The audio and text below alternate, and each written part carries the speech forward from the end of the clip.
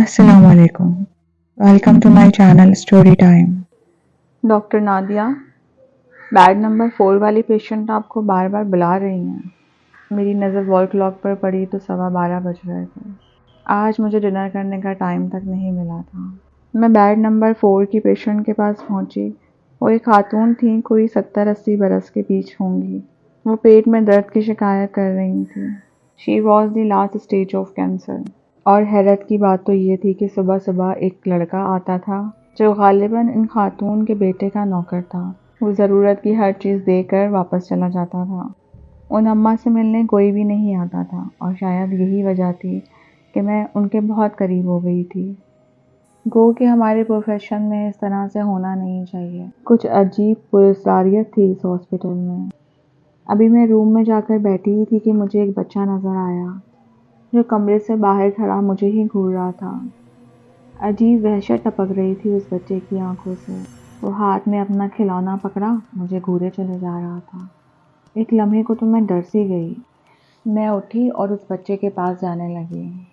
वो पलटा और आगे कॉरिडोर की तरफ जाने लगा। मैं उसके पीछे चल दी।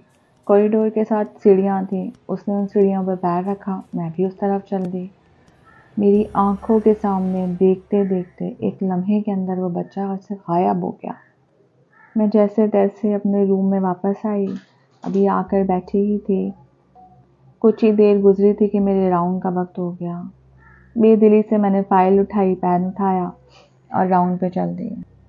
बेड नंबर 4 की पेशेंट के पास पहुंची।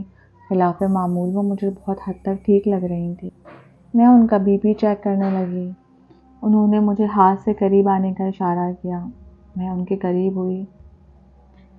मेरे कान में कहने लगी, डरो नहीं बेटी, कोई तुम्हारा कुछ नहीं बिगाड़ सकता, तुम्हें डरने की ज़रूरत नहीं है। फिर उसने उंगली का इशारा आसमान की तरफ करके मुझे कहा, वो सब देख रहा है, वो सब जानता है। कल मेरा बेटा आएगा, मुझे ले जाएगा, तुम डरना नहीं। डर तो मैं अम्मा जी की बातों से भी गई थी। खैर, मैंने उनकी बातों को इग्नोर करके उनसे कहा, अम्मा जी अभी आपको छुट्टी नहीं मिलेगी, अभी टाइम है। वो मुझे देखकर मुस्कुराई और मुझे उनको देखकर ऐसा लगा जैसे वो बीमार थी ही नहीं। सुन बेटी, तूने मेरी बड़ी खिदमत की है, मैं तुझे कुछ देना चाहती हूँ। मैंने मुस्कुरा कर कहा, अम्मा जी बस दुआएं दे दें आप मुझे और मरीज़ों को भी देखना था तो मैं आगे बढ़ गई। सुबह वार्ड बॉय मेरे पास भागता भागता आया, डॉक्टर वो बेड नंबर 4 की डेथ हो गई है। मेरे कान में अम्मा जी की आवाज़ गूंजने लगी, सुबह मेरा बेटा आएगा मुझे लेने। स्टाफ ने उनके घर कॉल करके इन्फॉर्म कर दिया था। थोड़ी देर में एक खूबरू नौजवान आया। काफ़ी पढ़ा लिखा लग रहा था। गालिबन यही अम्मा जी का बेटा था। मैंने उससे कुछ भी कहना बेहतर ना समझा। मेरे ड्यूटी आवर्स ख़त्म हो गए थे तो मैं घर चली गई। मुझे काफ़ी अफसोस हो रहा था। मैं घर पहुंची तो अम्मी ने कहा, बेटी खाना खा लो। नहीं अम्मी, मैं थकी हुई हूँ, मैं बस आराम करूँगी। ये कहकर मैं अपने कमरे में चली गई। डोर बंद किया, बिस्तर पे लेटी और ना जाने कब उनकी बातें सोचते सोचते मेरी आंख लग गई। मेरी आंख खुली तो 7 बज रहे थे। अम्मी, अम्मी, अम्मी आपने मुझे उठाया क्यों नहीं? मेरा बच्चा, मैंने सोचा सारी रात तो ड्यूटी पे होती हो, चलो कुछ देर आराम ही कर लो। मैं तैयार होते हुए सोचने लगी, वो कितना बदनसीब बेटा था जो आखिरी वक्त में अपनी माँ के पास भी नहीं था। घर से निकलते हुए मैंने ज़ोर से अम्मी को गले लगा के प्यार किया। आज अब्बू बैठे थे, अरे हम भी यहाँ पर हैं। मैं मुस्कुराई, अम्मी को प्यार किया और घर से निकल गई। हॉस्पिटल में आज काफ़ी रश था, 3-4 नए पेशेंट और आए थे। मैं पेशेंट्स की हिस्ट्री चेक कर रही थी कि मुझे फिर वही बच्चा नज़र आया। मेरे दिमाग में फिर अम्मा जी की आवाज़ गूंजने लगी, डरना नहीं बेटा किसी से।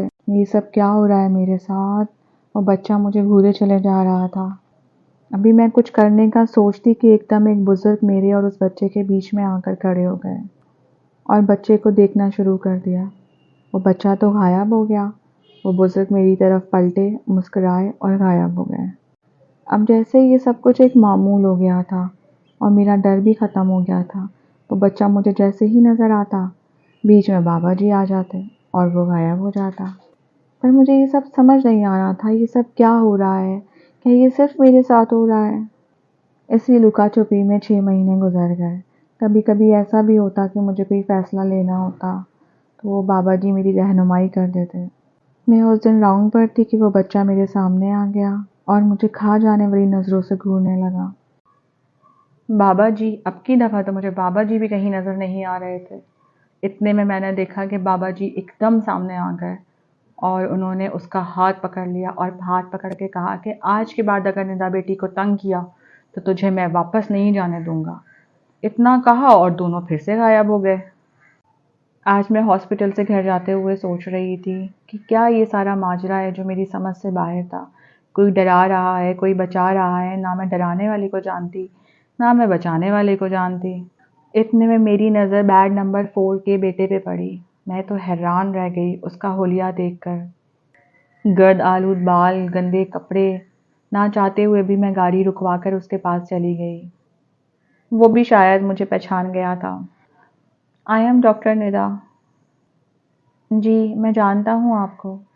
آپ میری والدہ کی ڈاکٹر تھی نا؟ آپ برا نہ مانے تو کہیں بیٹھ کر بات کر لیتے ہیں، میں نے ان کے بیٹے سے پوچھا۔ میں اس کے ساتھ قریبی کیفیٹیریا میں جا کر بیٹھ گئی۔ آپ کی والدہ کا ایک میسج تھا آپ کے لیے۔ جانتا ہوں، ناراض تھی نا وہ مجھ سے؟ یہ کہہ کر وہ پھوٹ پھوٹ کر رونا شروع ہو گیا، بچوں کی طرح۔ میری کچھ سمجھ نہ آیا سوائے اس کے کہ میں پانی کا گلاس اس کے سامنے کر دیتی۔ میں نے اسے رونے دیا، شاید اس کے لیے یہی بہتر تھا۔ جب وہ رو رو کر تھک گیا تو خود ہی بولنا شروع ہوا۔ میرا نام سمد ہے۔ میری والدہ بہت نیک خاتون تھیں۔ میرے بچپن میں ہی میرے والد صاحب کا انتقال ہو گیا تھا۔ مجھے تو وہ یاد بھی نہیں کہ کیسے تھے۔ میری ماں نے مجھے بڑی محنت سے پڑھایا لکھایا، اس مقام تک پہنچایا۔ وہ بچوں کو قرآن پاک پڑھاتی تھیں۔ لوگ ان کے پاس اپنے مسئلے لے کر آیا کرتے تھے، وہ ان کو پڑھنے کے لیے بتاتی تھیں، ان کے مسئلوں کو حل کر دیتی تھیں اللہ تعالیٰ کے بابرکت کلام سے۔ جب بھی کبھی ان کی زندگی میں مسئلہ پیش آتا تھا، میں نے ہمیشہ ان کو اپنے اللہ سے کہتے دیکھا، اور ساری زندگی کبھی میں نے انہیں رات میں سوتے نہیں دیکھا۔ وہ رات اللہ کی عبادت کیا کرتی تھی۔ میں یونیورسٹی میں تھا تو مجھے ہیرا پسند آ گئی تھی۔ ہیرا ایک بہت امیر باپ کی بیٹی تھی۔ جلد ہی ہم دونوں ایک دوسرے کے بہت قریب آ گئے تھے اور ہم نے شادی کا فیصلہ کیا۔ امی نے مجھے بہت روکا اس رشتے سے، پر میں نے ان کی ایک نہ مانی۔ جب انہوں نے اپنی ہر کوشش کر لی پھر وہ خاموش ہو گئیں، بالکل خاموش۔ انہوں نے مجھے میرے حال پر چھوڑ دیا۔ ہیرا کے والدین کی ایک شرط تھی، وہ چاہتے تھے کہ جو گھر وہ ہیرا کو گفٹ کر رہے ہیں میں اس گھر میں ہیرا کے ساتھ رہوں۔ میری آنکھوں پہ تو محبت کی پٹی بندھی ہوئی تھی، میں نے ان کی یہ بات مان لی۔ امی تو چپ ہی تھی ہر بات پر، ان کو بھلا کیا اعتراض ہو سکتا تھا۔ ابھی شادی میں 3 دن باقی تھے۔ ہیرا، میں سوچ رہا تھا کہ امی کو اور سامان سارا شفٹ کر لیتا۔ ہیرا نے مجھے گھور کر دیکھا۔ تمہارے ٹوٹے پھوٹے سامان کی وہاں پر ضرورت نہیں ہے، اور رہ گئی بات تمہاری امی کی تو وہ جہاں رہ رہی ہیں وہیں پر ٹھیک ہے۔ تم باقی جس طرح ان کا خیال رکھنا چاہو رکھ سکتے ہو، مجھے کوئی اعتراض نہیں ہے، پر میں ان کو اپنے گھر میں نہیں رکھ سکتی۔ میری شادی ہو گئی اور میں ہیرا کے ساتھ ہیرا کے گھر چلا گیا۔ شادی کو 1 سال گزر گیا تھا، اللہ تعالیٰ نے مجھے اولاد کی نعمت سے محروم رکھا تھا۔ آج میں سوچتا ہوں شاید اللہ نے اچھا ہی کیا تھا، مجھے میرے جیسی اولاد مل جاتی تو میں کیا کرتا۔ میں نہ اچھا بیٹا بن پایا اور نہ ہی اچھا شوہر بن پایا۔ ہیرا، امی کو کینسر ڈائگنوز ہوا ہے۔ ہاں تو ٹھیک ہے، کسی ہاسپٹل میں ان کو ایڈمٹ کرا دو، اس سے زیادہ مجھ سے کوئی امید مت رکھنا۔ میں امی سے ملنے بھی نہیں آتا تھا، کس منہ سے آتا میں امی سے ملنا، اور نہ ہی مجھے ہیرا کی طرف سے اجازت تھی، اور میں اتنا مجبور ہو چکا تھا کہ اس کی مرضی کے خلاف کچھ کر بھی نہیں سکتا تھا۔ امی کے انتقال کے بعد سب کچھ بدل گیا۔ ہیرا کا مجھ سے دل بھر گیا، اس نے مجھ سے طلاق لے لی اور اپنے گھر سے نکال دیا۔ امی کے گھر کیسے جاتا؟ امی کے گھر جاتا ہوں تو مجھے لگتا ہے وہاں کے در و دیوار تک مجھے وہاں سے دھکا دے رہے ہیں۔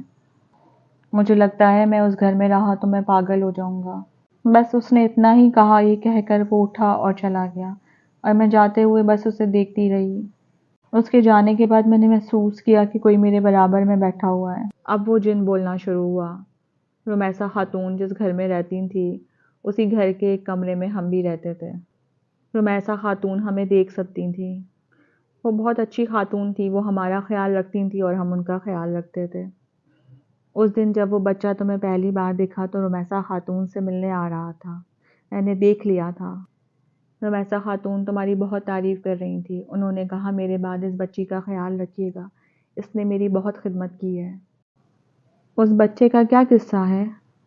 بات یہ ہے کہ کچھ ٹائم پہلے ایک ڈاکٹر یہاں ڈیوٹی پر ہوتی تھی.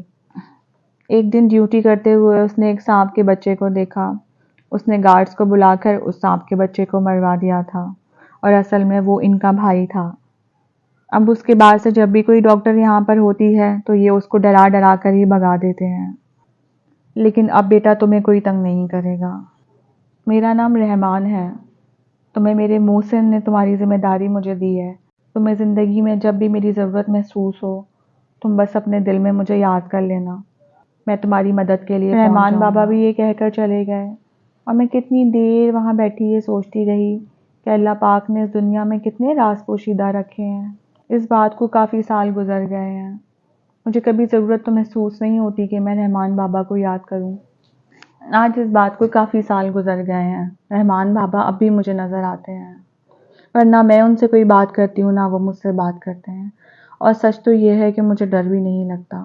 انہوں نے ہمیشہ ہی میری مدد کی ہے.